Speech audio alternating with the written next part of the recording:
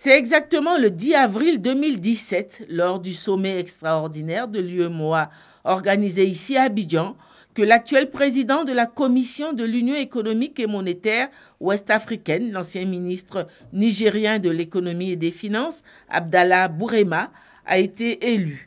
Après une année de gestion à ce poste, il est venu faire le point au président en exercice de l'Organisation monétaire sous-régionale. Pour rappel, c'est le 8 janvier 2016, lors du 19e sommet des chefs d'État et de gouvernement de l'UEMOA, organisé à Cotonou au Bénin, que le président de la République, Alassane Ouattara, a été désigné par ses pairs chefs d'État comme nouveau président en exercice de l'organisation.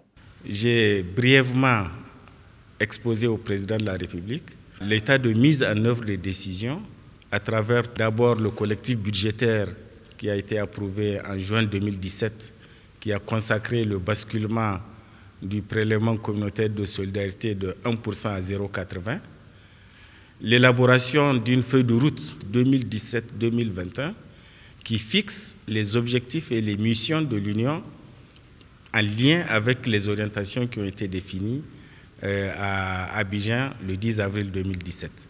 Et enfin, le budget 2018 qui a consacré réellement, c'était le premier budget de notre collège, la mise en œuvre des importantes décisions de la conférence, notamment en matière de rationalisation des organes, de gains d'économie sur les opérations et sur le fonctionnement.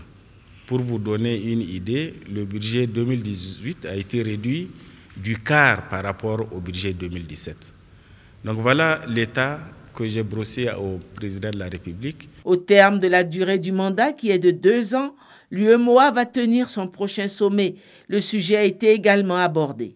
Et en ce qui concerne le prochain sommet, j'ai pris acte des orientations qu'il a données pour pouvoir préparer les dossiers qui seront examinés au cours de leur sommet, dont la date sera précisée ultérieurement. Ce prochain sommet verra le passage de témoins entre l'actuel président en exercice et son successeur. De son passage à la présidence de l'UEMOA, le président de la commission le souligne, le chef de l'État ivoirien aura réussi à amener l'organisation à réduire son train de vie et réaliser des économies.